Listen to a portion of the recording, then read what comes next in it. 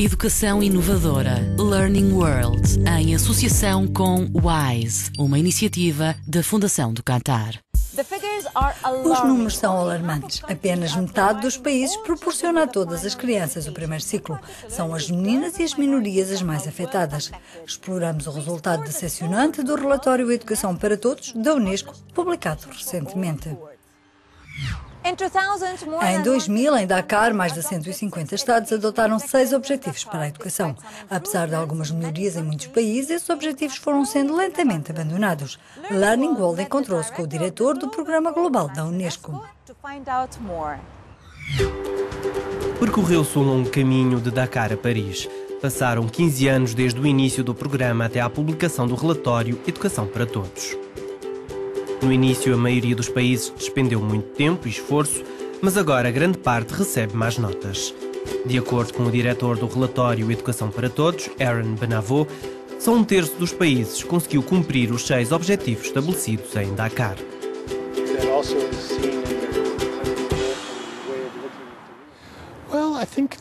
Creio que a maior surpresa que saiu do relatório é que deu-se tanta atenção ao ensino primário universal, um objetivo internacional estabelecido há décadas. Apesar de toda essa atenção e dinheiro que foi dado para permitir que alguns países menos desenvolvidos melhorassem o acesso a todas as crianças, temos ainda 58 milhões de crianças não escolarizadas. O número permanece o mesmo, embora tenha havido muitos progressos durante os primeiros 8 anos depois de Dakar. Nos últimos anos, os progressos têm sido mínimos. Isso não é um bom presságio para o futuro. Em que país é que a situação piorou? Houve surpresas negativas?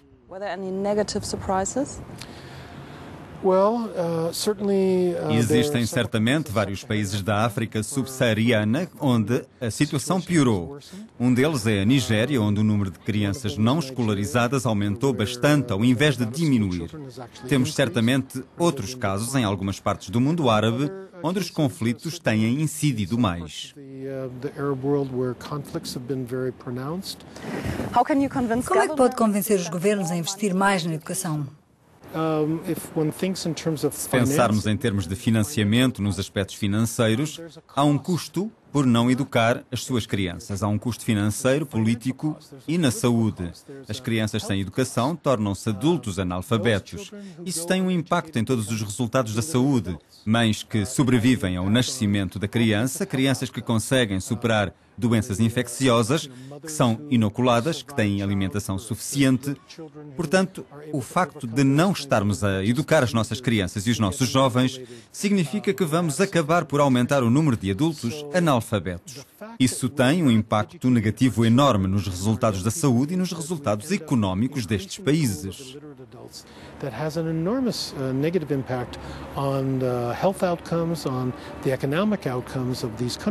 Thank you, Aaron Benavo, for joining us. My pleasure. Há ainda muito a fazer, no entanto, há países que fizeram progressos surpreendentes. Um destes casos foi a Índia. Em 2000, 16 milhões de crianças em idade escolar não frequentavam o primeiro ciclo, hoje são apenas 1 milhão. Como fizeram? Numa pequena aldeia a cerca de 80 km a sul de Nova Delhi, Jantu, de 13 anos, está a fazer trabalhos domésticos e recorda o tempo em que frequentar a escola era um sonho distante. Durante muito tempo, alguns pais indianos não entendiam o valor que a educação teria para os filhos, pois também não tinham frequentado a escola. A educação das meninas era em particular um problema, mas após a conferência em Dakar, em 2000, o governo da Índia colocou em marcha várias iniciativas para levar crianças como Jantu a frequentar a escola, o Sarva Shiksha Abhiyan, ou Programa Universal de Educação. Entendeu-se que a taxa de escolarização não era muito boa, não era satisfatória. A taxa de retenção não era boa e a taxa de literacia também não era satisfatória. O governo iniciou uma campanha a pedir aos pais que enviassem os filhos à escola através de programas especiais e anúncios na rádio e televisão. Algumas estrelas de Bollywood juntaram-se às iniciativas e o contacto direto ajudou a propagar a mensagem à grande maioria da população. As mensagens e a lei que instituiu o primeiro ciclo como obrigatório levaram crianças como Jantu a sentarem-se nos bancos da escola. Com a introdução do Sarva Shiksha Abhiyan, fomos capazes de alcançar 100% de matrículas, pelo menos ao nível do primeiro ciclo. O governo indiano tornou escolas mais acessíveis, melhorando as infraestruturas e pavimentando estradas em vilas e cidades. Várias escolas foram dotadas com eletricidade. Programas de alimentação escolar, livros didáticos gratuitos, mais professoras e a criação de sanitários diferenciados incentivaram as meninas a inscreverem-se. Algumas organizações não governamentais, como a Pratham, têm proporcionado aulas em bairros da Lata ou em escolas rurais, mas há ainda muito por fazer. Dizer que todas as crianças estão matriculadas na escola é uma coisa. A próxima pergunta é se as crianças frequentam diariamente a escola. E a resposta é... Frequentam todos um sistema de educação equitativa? A resposta é não. 39% das crianças na faixa etária entre os 6 e os 14 anos frequentam escolas privadas. Isso significa que a sociedade indiana, mesmo entre as pessoas mais pobres, está a ficar dividida ao meio entre as escolas privadas e as governamentais. E o pior é que, apesar de irem à escola, e isso vimos a partir de 2005, quando chegamos ao 5º ano, cerca de 50% das crianças não consegue ler um texto simples do 2º ano, nem consegue resolver uma simples subtração. A Índia conseguiu reduzir nos últimos 15 anos o número de crianças que não frequentava pelo menos o primeiro ciclo de 16 milhões para 1 milhão, mas há ainda muito por fazer de modo a garantir os resultados do ensino e da aprendizagem. Um dos objetivos estipulados em Dakar é melhorar a qualidade da aprendizagem. Isto abrange tudo, desde ter turmas pequenas e boas infraestruturas, a ter professores e livros didáticos suficientes para todos os alunos. Fomos ao México, um país que tem feito grandes progressos no sentido de alcançar esse objetivo. Esta é uma sala de aula repleta de alunos atentos numa região remota e marginalizada do México. Até há pouco tempo esta imagem seria quase inimaginável. Há 15 anos que as instituições públicas de ensino têm vindo a melhorar a qualidade do ensino e a aumentar as taxas de frequência escolar nas zonas rurais.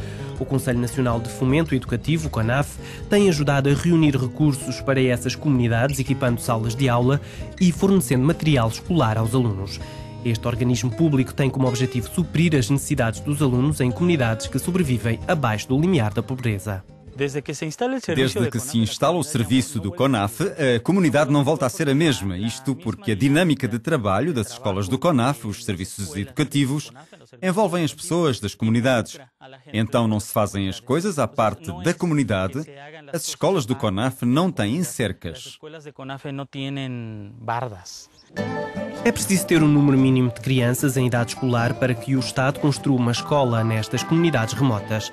Se houver entre 5 a 30 crianças em idade escolar, que pode ir do pré-escolar ao 2º ciclo, o CONAF constrói uma escola e fornece um jovem professor voluntário. Hoje em dia, cerca de 96% dos professores rurais são certificados e têm formação adequada. Os docentes são regularmente monitorizados por vários supervisores que os ajudam a definir metas e métodos educativos.